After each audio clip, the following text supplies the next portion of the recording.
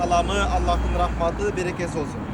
Мына иншалла бардыңыздар мына Айша мечітінен бирөөңүздөр апаңыздардын атынан, бирөөңүздөр атаңыздардын атынан, бирөөңүздөр башка эжеңиздердин, жакындарыңыздардын атынан умрага ниет кылдыңыздар.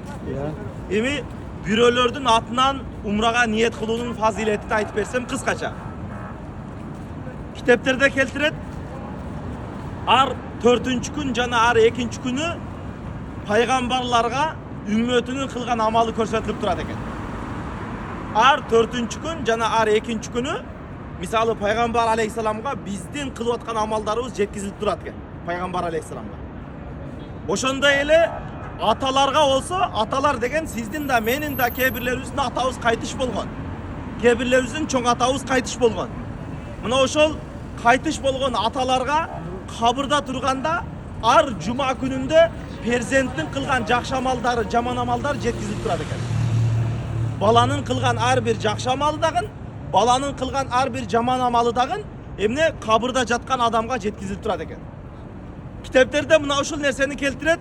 Эгер перзент татыктуу чоңойсо, чоңойгондон кийин татыктуу ибадатын, намазын бекем болсо, ибадатында бекем болсо, ата-энесинин аркасынан хайыр садакат кылып, ата-энесинин аркасынан хайыр дуа кыла турган жакшы перзенттерден болсо, анын дагы ошол кабырда жаткан ата-энесине анын кылган жакшылыктары жеткизилип турат дейт. Эми бир адам бар, тирүү мезгилинде, атасы тирүү мезгилинде аны жакшылык кыла албады. Атасы тирүү мезгилде аны Кабага алып келе албады. Атасы тирүү мезгилде аны ибадатын жакшы кылдыра албады.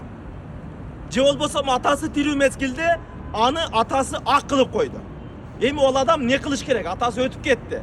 Ак кылганы кайтарганга мүмкүнчүлүк жок. Эмне кылыш керек десе, китептерде айтат, мына ошол өлгөн атаңдын аркасынан жакшы иштерди көп кыл дейт. Ошол атаңдын аркасынан жакшы иштерди көп кылсаң, кабырдагы атаң мына ошол кабырда жатып, жана тирүүлүк мезгилде сени ак кылганын кайтарышы мүмкүн дейт китептерде. Анын эле тескериси, бир адам атасы тирүү мезгилде жакшы жүрдү дагы анын көзүнчө. Бирок атасы өткөндөн кийин атасынын аркасынан жаман сөздөрдү жеткизе баштады. Атасынын аркасынан жакшылык дуа кылган жок, атасынын аркасынан бир жакшылык жөнөткөн жок, атасынын аркасынан бир Куран окуп жөнөткөн жок. Мына ошол ата кабырда жатып болсо дагы баласын ак кылып коюшу мүмкүн дейт. Наузубилля.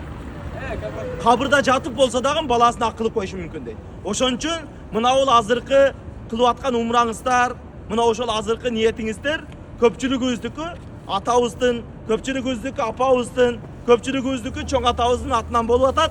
Иншалла ошол кабырда жаткан атабыз, апабыз эгер дүйнөдө жүргөндө кыпындай бизде жүрөгүндө кичине бир нааразычылыгы пайда болгон болсо, жүрөгүндө кичине бир капалыгы пайда болгон болсо, мына ошол капалыгыны, мына ошол нааразычылыгыны, мына ошол жүрөгүндөгү гашты кетирейин деген максатта мына эмне артынан бир умраны ниет кылып туруп, артынан соовун жөнөтүп атасыздар.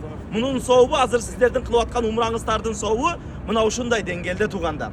Мына ошол кабырдагы жаткан ата-энени кабырда жаткан учурда жүрөгүндө гам кайгыны кетириш, кабырда жаткан учурда дүйнөдө жүргөндө сизге болгон капалыгын кетириш. Эң негизги максат ушул тугандар. Иншалла ниетти мына ушундай кылдык. Мына Кабага барганда дагы, мына ошол Кабада дагы ниет кылып дуа кылайлы. Тавафтан кийин, тавафты оккандан кийин билебиз. Ар 7 жолу айлангандан кийин 2 рекет намаз окуш важип болот. 2 рекет нафил намаз окуйбуз.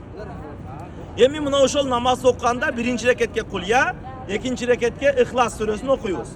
Мына ошол намазды окуп бүткөндөн кийин ушул умраңыздарды кимге багыштаган болсоңуздар, мына ошол адамга эмне дуа кылып коесуздар. Я Робби, мына ушул кылган умрамды ошого багыштадым. Эми бул умра амалында. Эми жанагындай таваф болуп калды. Жөн эле умра кылбастан жөн эле экинчи этажга келдиңиз да таваф кылдыңыз. Мына ошол тавафыңызды бир өтүп кеткен абижеңизге, тайэжеңизге, же халаңызга бирөөгө багыштайын дедиңиз. Эмне кылыш керек? 7 жолу таваф кыласыздар дагы, алейкум салам. 7 жолу таваф кыласыздар дагы, жашыл чызыктан баштап акыры 7-чи жашыл чызыктан күтүп, бүткөндөн кийин 2 рекет дагы намаз окуйсуздар. Мына ошол намаз бүткөндөн кийин тавафтын дагы соогуну мына ошол өткөндөргө багыштаса, иншалла өтө жакшы болот. Бул жердеги эң чоң ибадаттардын бирөөсү таваф тугандар. Tavafты köp kılaylı. Mına oşol umra kılsak da umranın içinde inşallah tavaf var. Tavaf ibadatına köp gelip bir günde 2-3 yoldan tavaf kılıp ötkönderge, dostlarımızga, jakınlarımızga, ötkönderibizge bağıştay turgan bolsak inşallah soğubu öte jakşı. Bismillah dep labbaykani aytıp jolubuzdu ulaylı. Ayaldарды özübüz bilgendey ortaga salıp alabız. Erkekler aylanıp turup bismillah dep joldu ulayбыз. Labbayk Allahumma labbayk. لبيك اللهم لبيك لبيك لا شريك لك لبيك لبيك لا شريك لك لبيك إن الحمد إن الحمد والنعمة والنعمة لك والملك